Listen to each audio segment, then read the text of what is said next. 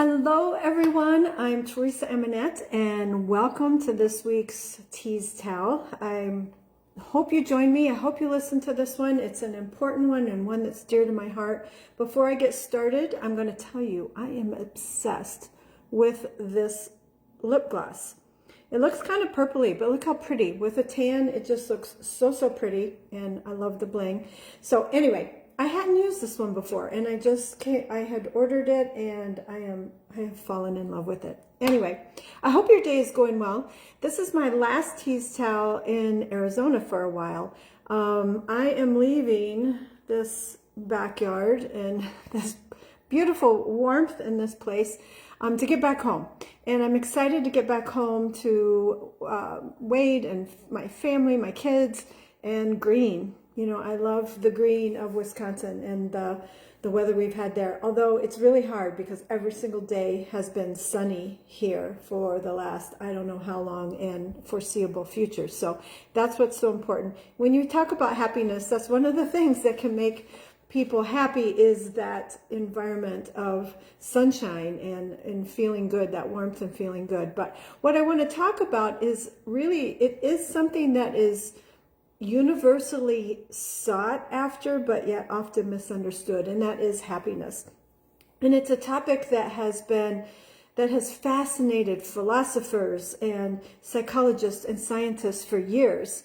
And it's that asking that question of what is happiness and how do we find it, and then what I'm going to talk about too, more importantly, is what is the science that the role that science plays in unraveling happiness.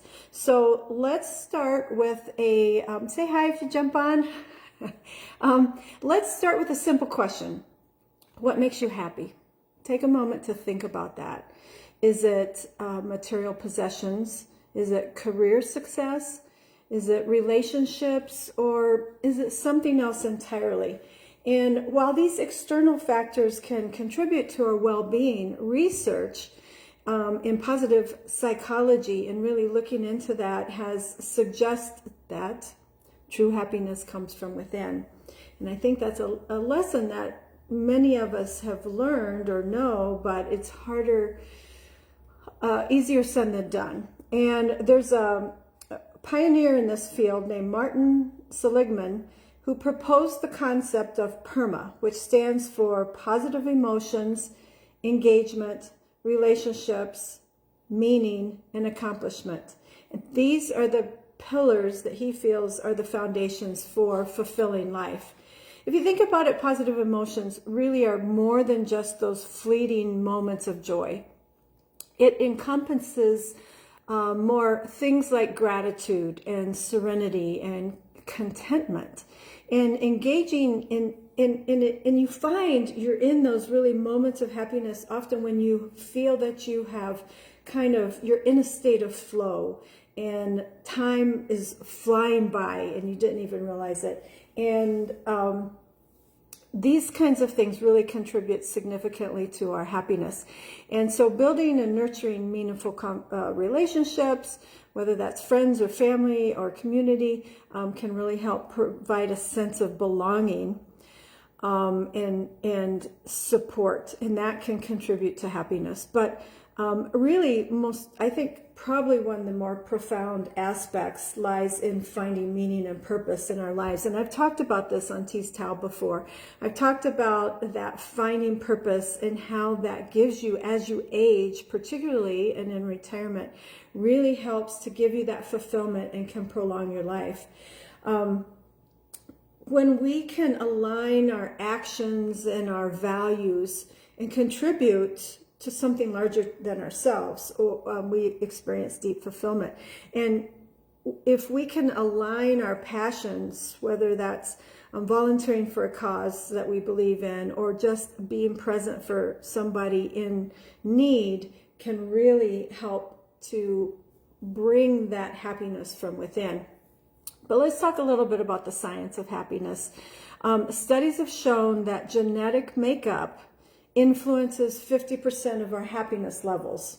So you see those people that always seem to be happy, always seem to be joyful and just filled with, and you know what? I want to be like them. I want to be like them. But 50% of our happiness level is genetic.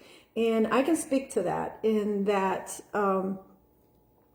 in my family, there was a lot of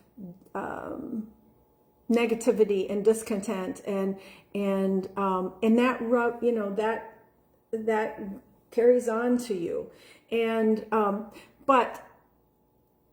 it really means, kind of our disposition of our happiness level. And I was totally at a different place than I am now as I was growing up, and really felt unhappy a lot of the time. But the other 50% can be taught, can be shaped by our thoughts, our habits, and our actions.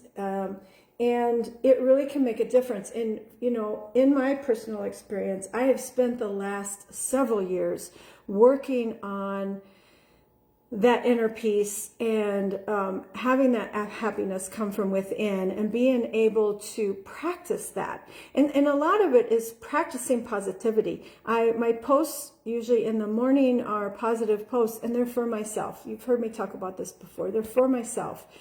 It's that constant reminder. And there's a big piece of it that is removing negativity from your life, just surrounding yourself with more positive. But it takes practice. It really does take practice. And in talking about the science, one of the significant findings in happiness research is the concept of, they call it hedonic treadmill. And this phenomenon suggests that we have a baseline, a typical happiness baseline, and we will tend to revert to that set point regardless of external circumstances. So that explains why a shopping spree or some kind of achievement can lead to some happiness, but it fades over time, and it leads us then to chase that next big thing. So what we want to do is be able to break free of that cycle and really figure out what matters, what truly matters in life. And the key lies in cultivating those habits that bring that are well-being, and then can bring that happiness from within. So practices such as mindful meditation, or journaling, or regular exercise, or even spending time in nature. That's been a huge one for me. Just being present in the moment. And I've talked about this in other talks, but it's so thought of being present in the moment, being out in nature, nurturing relationships. Those are the kinds of things that have been shown to increase overall happiness. So it's getting rid of the negative things in your life, the negative influences, whether that's people, whether that's TV, whether that's social media, those things that bring you down and put you into that negative state, and surrounding yourself by those more positive things. It's been huge for me. It's changed my life over the last, well, probably I would almost even say 7 years now. And my family has noticed it. My kids have talked about it.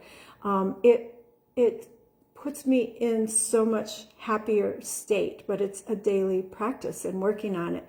So if we can practice a growth mindset to where we're looking at challenges as opportunities or learning experiences, instead of just getting down on those challenges, we're going to be more resistant or resilient, and we're going to have a more positive outlook on life. Instead of chasing those fleeting moments of pleasure, we can focus on building a rich life with purpose and connection and personal growth.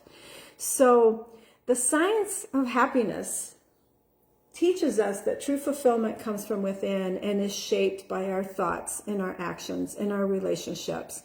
And by understanding this, and understanding that it doesn't come from those fleeting external things, these are the factors that can contribute to longer lasting happiness, and in helping us to incorporate that in our daily lives, and we can really uncover what truly matters and live a more meaningful life.